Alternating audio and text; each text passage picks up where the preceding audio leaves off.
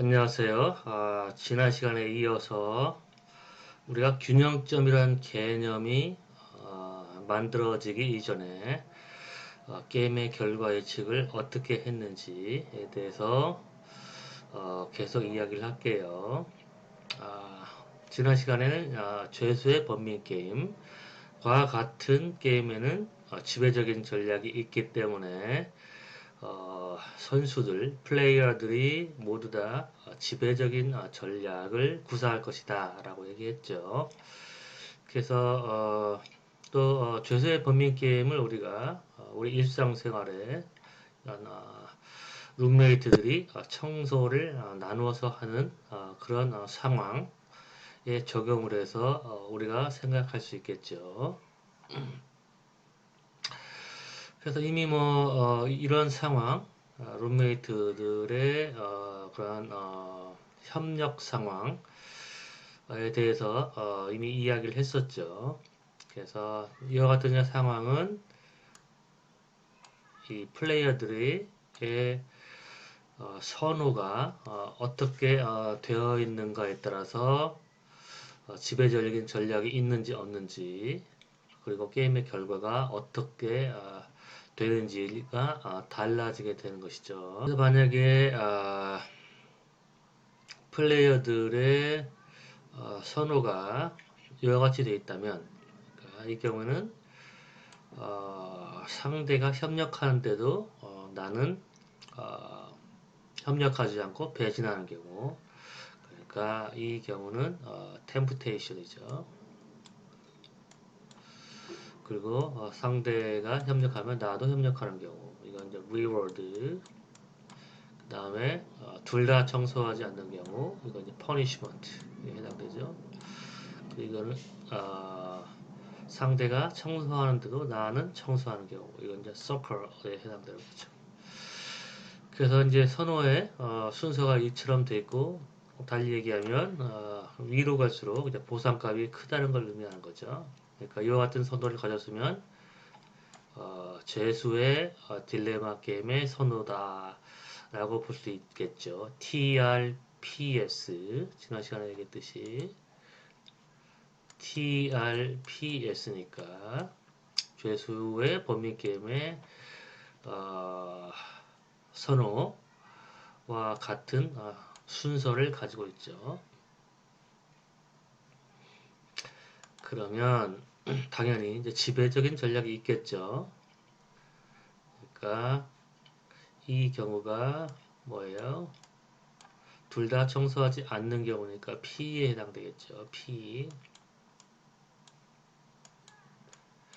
그리고 이 경우는 나는 청소하지 않는데 을은 청소하는 경우니까 갑의 보상값을 기준으로 얘기하면 을은 청소했는데 나는 청소하지 않으니까 이건 템프테이션이죠.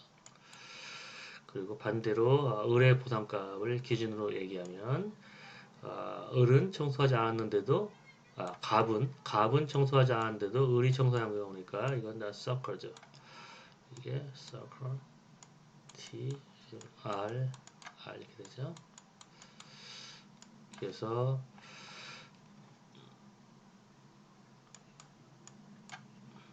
갑의 부담값을 위아래로 비교하면 보면은 P하고 S하고 비교하면 P가 더 크죠. 이 숫자가 지금 여기 나와 있지 않다고 하더라도 일반적으로 그다음에 T하고 R하고 이제 비교하면 T가 더 크죠. 그러니까 청소하지 않는 경우, 배신하는 경우가 지배적인 전략이죠. 이렇게 조금 이따가 강의를 하겠지만 청소를 하는 경우는 청소를 하지 않는 경우보다 항상 낮은 보상값을 가져다 주기 때문에 이거는 생각할 필요가 없는 것이죠. 청소하지 않는 경우만 생각하면 되겠죠.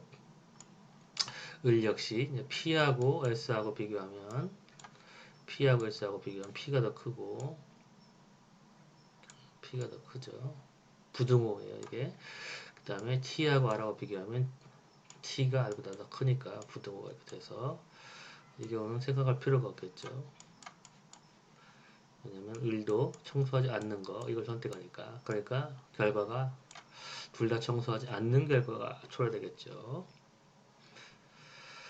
그런데 모든 사람들이 이와 같은 선호를 가지고 있는 건 아니죠. 그러니까 상대가 열심히 청소하는데 그 앞에서 나는 청소하지 않고 노는 사람은 그렇게 내가 볼 때는 어, 그렇게까지 많지는 않겠죠. 좀 미안해서라도 청소를 하겠죠.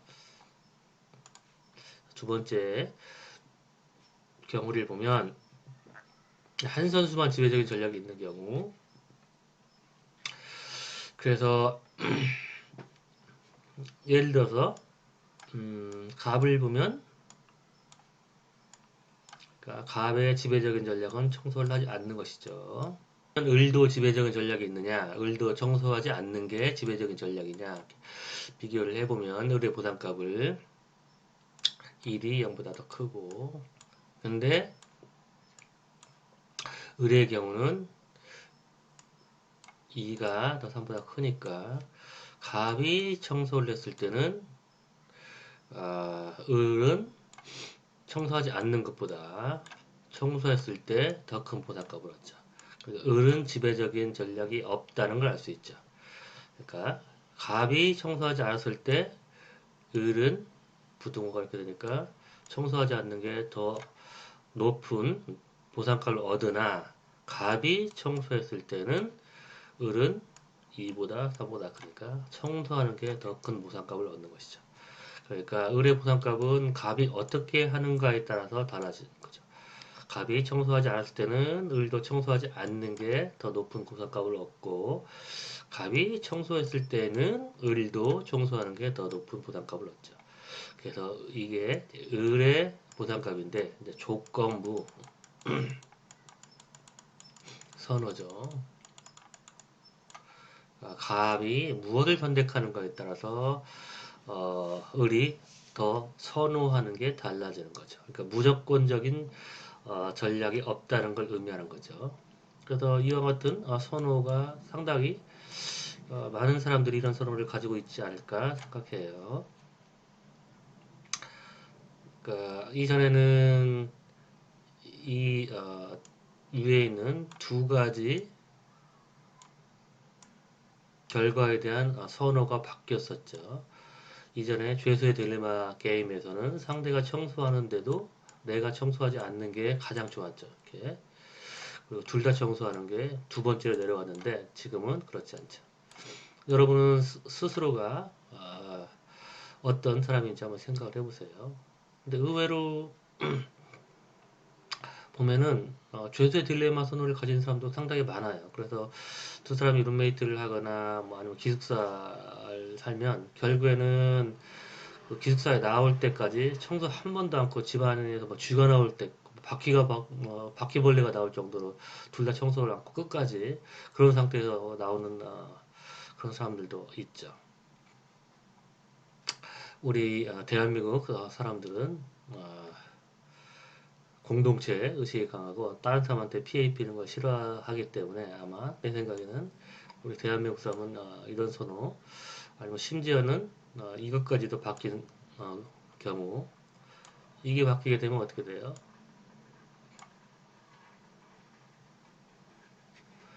둘 다 청소하지 않고 더러운 방을 쓰는 것보다 상대가 청소하지 않은데도 불구하고 내가 청소하는 그런 게 더 높은 보상값을 갖다 주는 거죠. 그러니까 최악의 경우가 어, 둘 다 청소하지 않고 더러운 방을 쓰는 거고 차라리 더러운 방을 쓰느니 그냥 내가 그냥 청소하고 말지 하고 생각하는 사람들이 있겠죠. 그러니까 다른 사람들은 나쁜 짓을 해도 나만 착하면 되지 나만 나쁜 사람이 안 되면 되지 뭐 이런 사람들 많이 있잖아요. 그게 이제 대한민국의 힘이죠. 이 경우 지배적인 전략이 없는 선수는 누구냐? 아까 얘기했던 대로 을이 조건부 선호를 가지고 있다고 얘기했죠.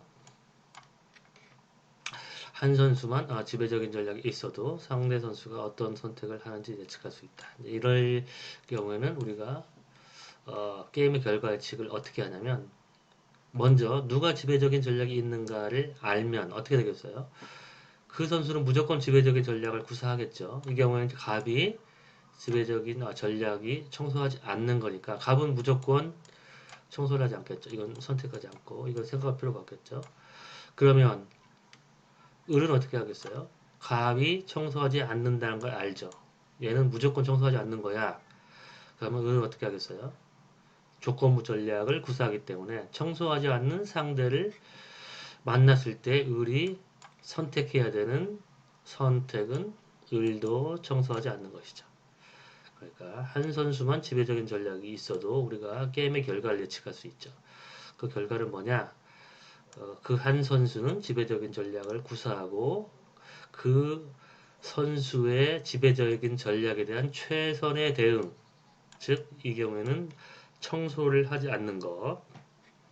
그래서 이와 같은 경우 한 선수는 죄수의 딜레마의 선호를 가지고 있는데 상대편은 조건부 선호를 가지고 있으면 이와 같은 게임의 결과는 역시 두 선수 모두 다 청소를 하지 않는 경우, 즉 퍼니시먼트, 둘 다 피해에 해당되는 보상을 얻게 되는 것이죠. 그 다음에 근데 또 어떤 게임에서는 지배적인 전략이 없는 경우가 있어요. 그러니까 처음에 죄수의 범민 게임에서는 두 선수 모두 지배적인 전략이 있었고 조금 전에 살펴봤을 때는 한 선수만 지배적인 전략이 있었는데 아예 지배적인 전략이 없는 경우도 있어요.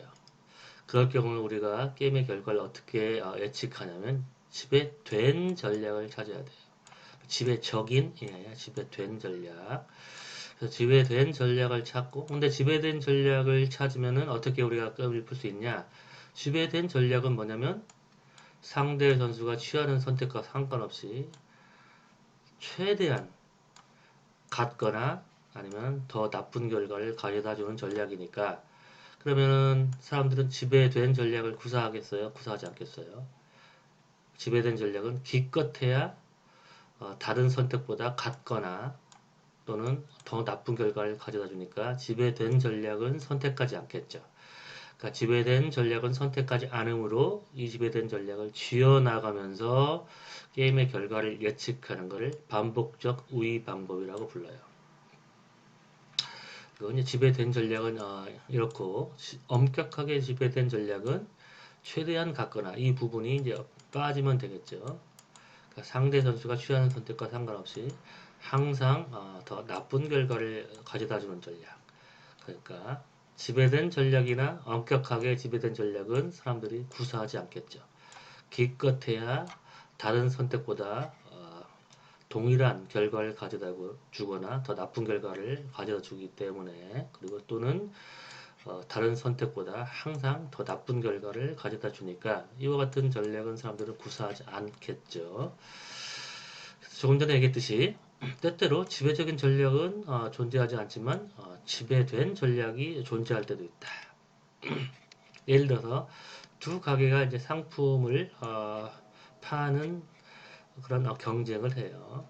그런데 이제 이 가게의 선택은 자신의 상품을 비싸게 팔 것인지 중가에 팔 것인지 싸게 팔 것인지 그와 같은 선택을 해야 돼요. 근데 많이 어, 고가에 팔면 12원의 이익을 얻게 되고 중가는 10원만 남길 수 있게 되고 저가는 5원만 남길 수 있어요. 그러면 한 가게만 있으면은 독점 업체라면 비싸게 팔아가지고 많은 돈을 남기려고 하겠죠. 근데 문제는 이제 두 가게가 경쟁하기 때문에 내가 고가에 팔고 다른 가게가 어, 중가나 또는 저가에 팔면 박리담회를 통해서 저가에 파는 가게가 더 큰 이익을 볼 수가 있겠죠. 그렇기 때문에 고가에 파는 것만이 능사는 아니고 상대편과의 게임을 통해서 상대편이 저가에 내놓는지 중가에 내놓는지 고가에 내놓는지에 따라서 내가 어떤 가격에 상품을 팔아야 되는가가 결정되는 그런 게임을 하게 되는 것이죠. 이렇게 똑같은 슬라이드가 지금 두 개가 들어있네요. 그쵸? 이걸 하나 지워야겠네요. 그러면 이 매트릭스는 뭐냐면 값과 을이 각각의 이 가격에 상품을 팔았을 때 몇 개의 상품을 팔 수 있는가를 보여주는 거예요. 그러니까 R에는 정상형 게임 매트릭스가 아니다. 그러니까 왜냐하면 게임 매트릭스에는 이 셀 안에 보상값이 들어가야 되는 거죠. 근데 이거는 보상값이 아니라 각각의 가격에 따른 판매 가능한 상품의 수를 나타내니까 이거는 이제 게임 매트릭스가 아니에요. 게임 매트릭스는 이제 아래 것이 되겠어요. 근데 일단 이 각각의 가격에 따른 판매할 수 있는 상품의 수를 보면 각각의 모두 고가에 내놓으면 5개만 팔 수 있고 갑이 중가에 내놨는데 을이 고가에 내놓으면 갑이 더 많이 팔 수가 있다는 걸 보여주죠. 갑은 7개를 팔 수 있는데 을은 3개밖에 못 팔아요. 그리고 갑이 저가에 내놓으면 갑은 7개를 팔 수 있고 을은 3개를 팔 수 있어요. 물론 뭐 이 숫자를 바꿀 수도 있겠죠. 저가에 팔면 예를 들어서 뭐 10개를 팔고 1개를 팔고 이런 식으로 중가보다는 저가에 팔 때 더 많이 팔 수도 있으니까. 근데 뭐 그건 뭐 특별히 중요하지 않고 어쨌든 이제 이렇게 팔 수 있다고 한다면 그러면 이제 우리가 두 플레이어의 보상값을 계산할 수 있겠죠. 이전 슬라이드에서 5개씩 파는 고가의 경우 고가에 팔았을 때는 12원을 남길 수 있으니까 근데 5개를 파니까 12원 곱하기 5개 해서 이익은 60원이 되겠죠. 이렇게. 그리고 중가에 팔면 10원씩 남길 수 있으니까 10 곱하기 7개 7에서 70원이 되고 그 다음에 저가에 파면 5원을 남겨서 5개를 5원을 남기고 7개를 파니까 5 곱하기 7 그래서 35 이렇게 되는 것이죠. 그래서 이처럼 이제 보상값이 됐을 때 우리가 결과 예측을 어떻게 하느냐. 먼저 지배적인 전략이 있는가 한번 살펴볼까요? 지배적인 전략. 그러니까 상대가 무엇을 하든지 상관없이 가장 높은 보상값을 가져다주는 전략이 있는가를 찾아볼게요. 먼저 값부터 따져보면 값은 위아래로 비교한다고 얘기했죠. 고가일 때는 60원, 중가 70원, 저가일 때 35원. 그러니까 70원. 중가에 파는 게 가장 높은 보상값을 주죠. 그 다음에 을이 만약에 중가에 판다면 갑은 고가에 팔 경우에 36원, 중가에 팔 경우 50원, 저가에 팔 경우에 35원. 그러니까 갑은 중가에 파는 때 가장 높은 부담값을 얻죠. 그리고 이제 을이 저가에 팔 경우에 갑이 고가에 팔면 36원, 중가 30원, 저가 25원이니까 을이 저가에 팔 때는 갑은 고가에 팔 때 가장 높은 보상값을 얻게 되는 것이죠. 그렇죠? 그러니까 갑은 지배적인 전략이 없죠. 그러니까 을이 어떤 가격에 팔든지 상관없이 항상 더 높은 보상을 주는 그런 전략이 있어야 되는데 그렇지 않죠. 을이 고가 또는 중가에 팔 때는 갑은 중가에 팔 때 더 많이 남기고 을이 저가에 팔 때는 갑은 고가에 팔 때 더 많이 남기게 되는 거죠. 그러니까 을이 무엇을 선택하는가에 따라서 갑이 더 보상값을 얻을 수 있는 전략이 달라지는 것이죠. 따라서 갑은 지배적인 전략이 없죠. 을의 보상값은 좌우로 비교해야 되겠죠. 그래서 빨간색으로 표시하면 을은 60, 70, 35 중에서 가장 큰 경우가 70인 경우, 그 다음에 30, 50, 35인 경우에서 가장 큰 경우는 50인 경우, 그 다음에 36, 30, 25 중에서 가장 큰 경우는 30. 그러니까 을도 지배적인 전략이 없다는 것을 알 수 있죠. 지배적인 전략이 있다면 예를 들어서 중가가 지배적인 전략이라고 한다면 이 세 개의 숫자 모두 밑줄이 그어져야 되겠죠. 근데 이 경우에는 이게 아니라 이게 여기에 밑줄이 그어지기 때문에 지배적인 전략이 없는 것이죠. 그러니까 갑과 을 모두 지배적인 전략이 없죠. 위 게임에서는 지배적인 전략이 있는가? 없다.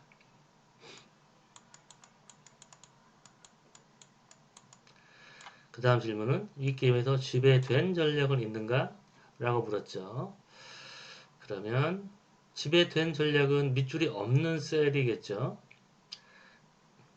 밑줄이 없는, 그러니까 열 또는 밑줄이 없는 행이 되겠죠. 갑의 경우에는 밑줄이 없는 행, 을의 경우에는 밑줄이 없는 열이 되겠죠. 그래서 갑의 부담값을 파란색 다시 한번 살펴보면 밑줄이 있는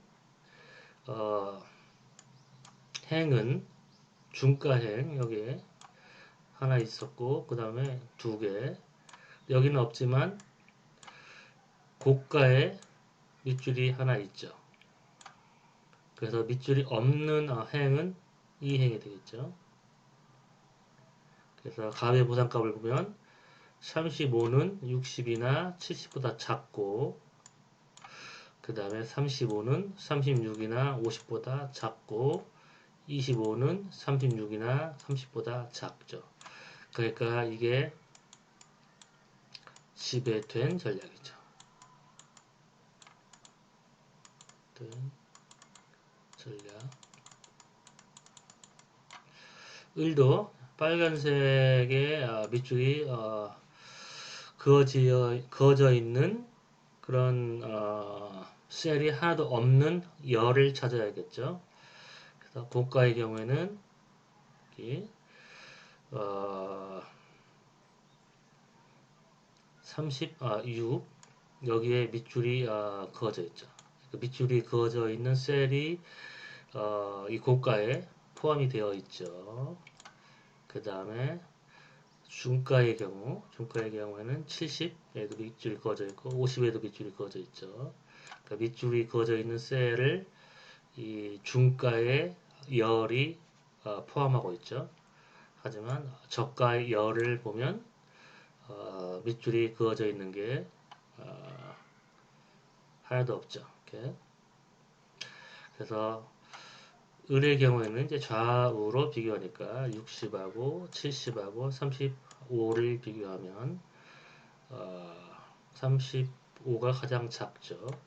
그 다음에 36, 50, 35 이렇게 비교하면 35가 제일 작고, 그 다음에 36, 50, 잠깐만요. 그 다음에 이게 지금 안 보이는데 잠깐 지워볼게요. 30 이렇게 36, 30, 25니까 이게 제일 작죠. 그러니까 가장 작은 보상값을 가져다주는 저가 전략을 구사하지 않겠죠. 그러니까 지배된 전략이 갑을 모두 존재하는 거죠. 갑의 경우에는 저가 전략이 지배된 전략이고, 을의 경우도 저가 전략이 가장 지배된 전략이죠. 따라서 갑과 을은 저가 전략을 구사하지 않으니까 우리는 이걸 아예 생각할 필요도 없죠. 지워버리면 되죠. 그러니까 이 두 개를 지워버리면 남은 부분은 이 부분이죠. 요것만 생각하면 되죠. 이제 저가 전략은 선택하지 않을 것이기 때문에, 즉 달리 얘기하면 갑은 고가 아니면 중가에만 팔고 을도 고가 아니면 중가에만 팔기 때문에 저가에 팔 가능성은 아예 배제시켜 버리고 이 두 가능성들만 생각하면 된다는 것이죠. 그 다음에 조금 전에 얘기했던 내용이 그거예요. 그래서 이렇게 점선이 의미하는 거는 어차피 저가 전략은 구사하지 않을 거니까 제거시켜버려라 그런 뜻이에요. 그 다음에 이제 남은 부분은 이 부분인데, 여기에서도 우리가 지배된 전략을 찾을 수 있는 점인지 비교해 보면, 갑은 위아래로 비교해서 70이 더 크고, 그 다음에 을이 중가를 선택했을 때 갑은 중가에 팔면 더 큰 보상값을 얻죠. 그러니까 고가에 팔게 되면, 갑이 고가에 팔게 되면 항상 낮은 보상값을 가져다 주는 것이죠. 을 역시 좌우로 비교하면 60과 70을 비교하면 70이 더 크고, 36과 50을 비교하면 50이 더 크니까 을 역시 고가에는 팔지 않겠죠. 이걸 다 지워버리면 남는 건 이 셀만 남게 되는 거죠. 그러니까 지배된 전략을 하나씩 하나씩 제거해서 최종적으로 살아남는 전략을 찾는 방법이 바로 반복적 우위 방법. 그리고 이처럼 지배된 전략을 하나씩 하나씩 제거시키면서 결과를 예측할 수 있는 게임을 우위 해결 가능 게임이라고 불러요. 그렇다면은 벌써 이 우위 해결 가능 게임이란 말이 암시하는 바가 우위 해결 불가능 게임도 있다는 걸 의미하는 거죠. 우위 해결 불가능 게임은 반복적 우위 방법으로 결과를 예측할 수 없는 게임이니까, 그러면 그런 게임은 어떤 게임이겠어요? 반복적 우위 방법으로 결과를 예측할 수 없다는 얘기는 뭐냐면 지배된 전략도 없을 경우, 그럴 가능성이 있다는 것이죠. 그러니까 지배된 전략이 있다면 하나씩 하나씩 제거시켜서 우리가 이렇게 게임의 결과를 예측할 수 있는데, 그게 불가능하니까 달리 얘기하면 지배된 전략이 없는 경우도 있다는 걸 의미하는 것이죠. 반복적 우위 방법으로 우리가 게임을 풀 수 없다면 도대체 그럼 우리가 게임의 결과를 어떻게 예측할 것인가 라는 그런 난관에 부딪히게 되는 것이죠. 우리가 게임을 푼다는 것은 결국에는 그 결과를 예측하기 위해서 게임을 푸는 건데, 게임을 더 이상 풀 수 없으면은 그러면 이제 게임 이론의 효용성이 떨어지겠죠. 이제 그 단계에서 바로 이 내시 균형점이라는 개념을 존 내시라는 프린스턴 대학의 교수가 찾아냈어요. 그래서 영화 러셀 크로우의 A Beautiful Mind, 이 영화에 존 내시의 일대기에 대한 내용이 나와요. 이상하게 이 수업 시간에 영화 얘기를 많이 하네요, 여러분. 아마 이 게임 이론이 일상생활하고 많이 적응되고 또 영화들이 그런 게임을 중심으로 이렇게 영화가 전개되기 때문에 그렇기도 한 것 같아요. 자, 반복적 우위 방법으로 아래의 결과를 예측하면, 자, 봅시다. 이 경우에는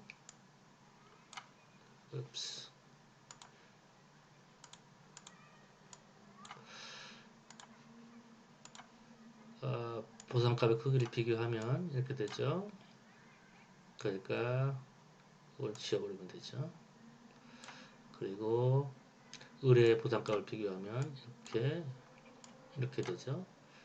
그러니까 을은 지배된 전략이 없죠. 지배적인 전략도 없고, 이거는 이제 이전에 살펴봤던 조건부 선호를 가진 경우죠. 을이, 갑은 죄수의 딜레마 선호를 가지고 있기 때문에 지배적인 전략이 있어서, 지배적인 전략이 있다는 걸 의미하는 바는 한쪽 두 선택 중에서 한쪽이 지배적인 전략이면 당연히 나머지 한 전략은 지배된 전략이 되겠죠. 지배된, 이건 지배적인 전략. 그렇죠? 근데 을은 조건부이기 때문에 지배적인 전략이 없고, 지배적인 전략이 없다는 얘기는 지배된 전략도 없는 경우죠. 이처럼 플레이어들이 두 가지 선택만 할 수 있을 경우에 하나가 지배적이면 다른 하나는 지배된 전략. 그리고 하나가 지배적인 전략이 아니면 나머지 전략도 지배된 전략이 아니라는 걸 의미하는 것이죠. 그럼에도 불구하고 우리가 게임의 결과를 예측할 수 있는데 갑은 지배된 전략이 있으니까 이걸 지워버리고 나머지 이 부분만 우리가 풀면 되는 것이죠. 그러면 여기서 이 둘 중에서 지배된 전략은 을에 있어서 지배된 전략은 청소를 하는 것이죠. 부동할 거니까. 그러니까 이렇게 지우면 되는 거죠. 먼저 이걸 지우고 그 다음 단계에서 이렇게 지우면 남는 셀은 둘 다 청소하지 않는 거죠. 근데 이제 두 선수의 보상값이 다음과 같다고 가정하자. 자, 지배적인 전략 또는 지배된 전략을 찾아봅시다. 갑의 보상값을 위아래로 비교하면 이렇게 이번에는 이렇게 되죠. 갑은 지배적인 전략도 없고 지배된 전략도 없죠.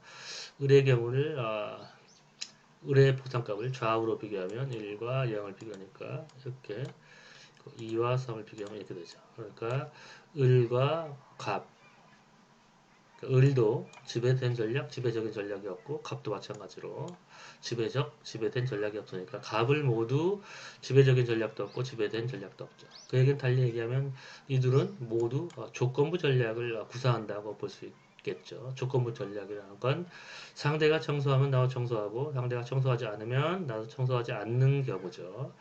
그러니까 예를 들어서 갑이 청소하지 않을 경우에는 을도 청소를 하지 않아야 되니까 청소하지 않을 경우에 보상값이 청소할 때 보상값보다 더 커야겠죠.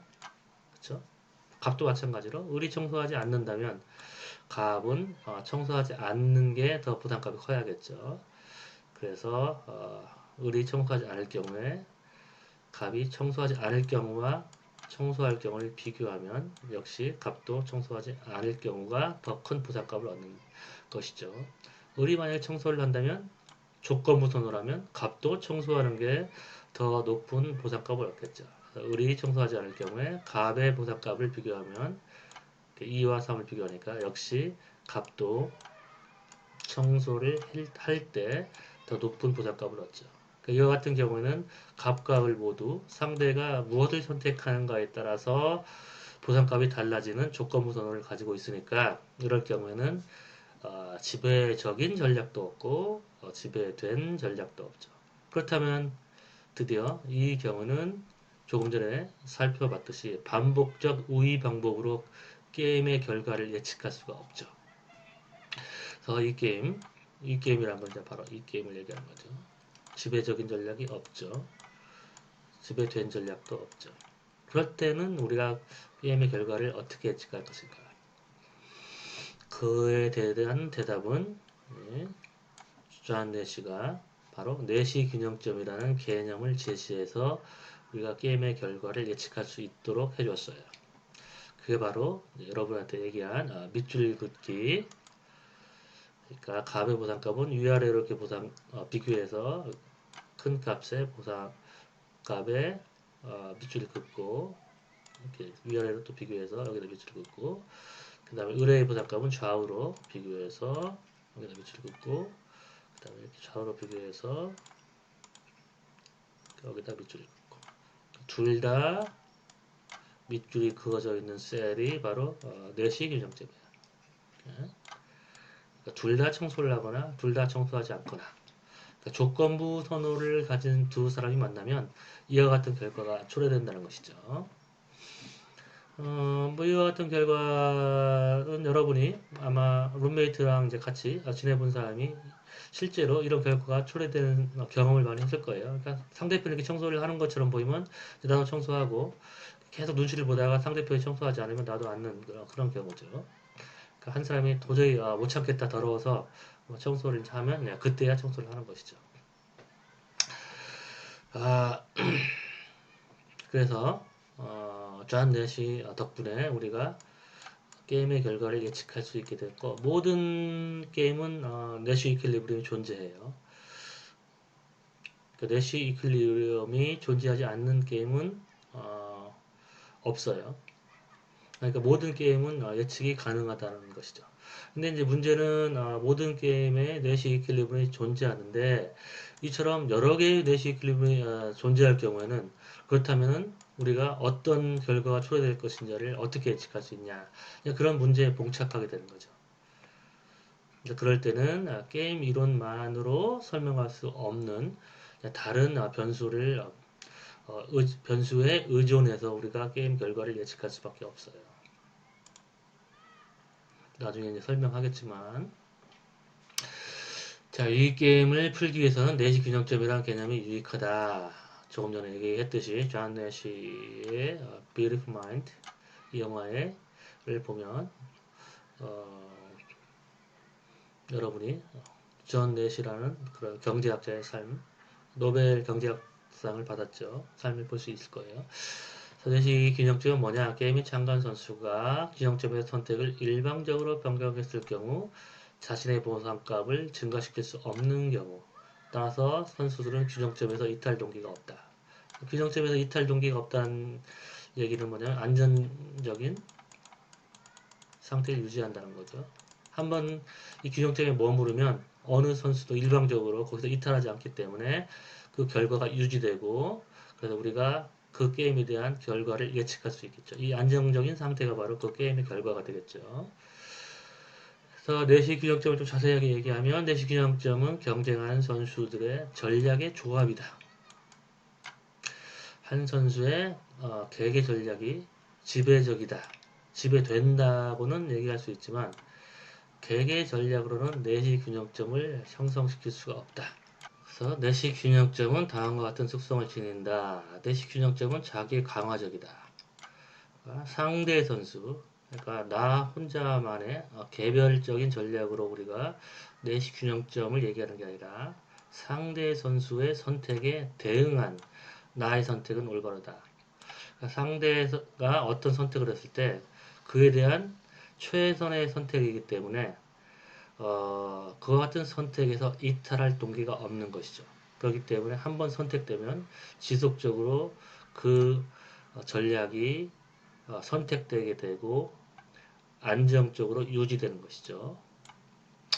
내시 균형점은 후회를 창출하지 않는다. 왜냐하면 상대 선수의 선택에 대한 나의 최선의 선택이기 때문에 후회를 발생시키지 않는 것이죠. 이탈 동기가 없다. 내시 균형점은 서로의 선택에 대한 최선의 대응이다. 그러니까 여기 나왔듯이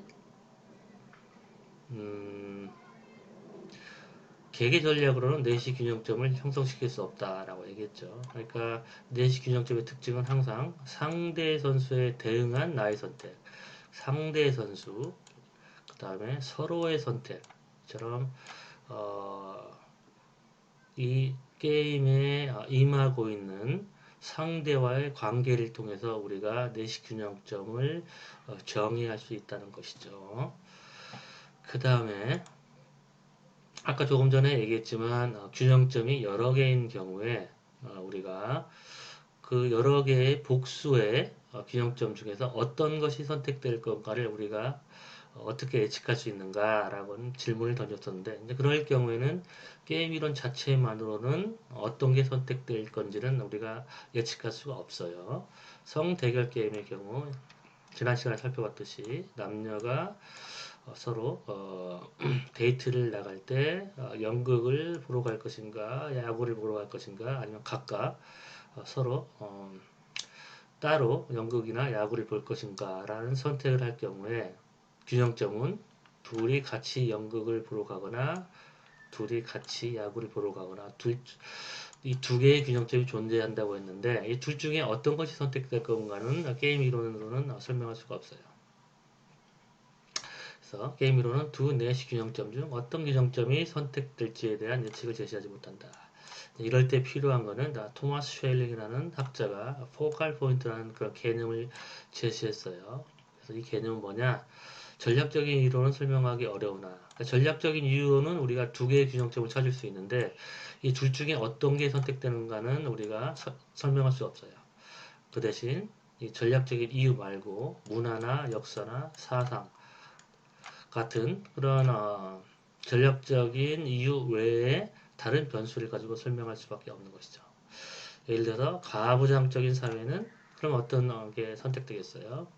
남자가 좋아하는 게 선택되겠죠. 그렇죠? 야구. 그리고 남녀평등 사회는 어떤 결과가 초래되겠어요? 서로 규칙을 정해서 한 번은 둘이 같이 연극을 보러 가고 또 한 번은 둘이 같이 야구를 보러 가고 이런 식으로 번갈아 가면서 하겠죠. 또는 결혼 전에는 여러분들은 아마 남녀평등 사회니까 이걸 번갈아 가면서 하겠죠. 근데 선생님 때까지만 해도 결혼 전에는 여자 뜻을 들어줘서 계속 여자가 원하는 대로 하다가 결혼하고 나서는 남자들이 변심해서 남자들이 하고 싶은 거를 주로 하죠. 결혼 전후에 따라서 이 귀결점이 달라질 수가 있죠. 어, 이런 남성과 여성과의 어떤 그 특성 또는 뭐 그런 남성과 여성을 둘러싸고 있는 그런 환경에 대해서 얘기하면 조금 여러분이 조금 요즘 학생들은 좀 민감하게 반응을 해서 좀 조심스럽긴 한데 오해 없기를 바라요. 뭐 선생님 때는 이제 그런 성향이 있었다는 걸 의미하는 거니까. 자, 그러면 오늘은 여기까지 강연할게요. 수고했어요.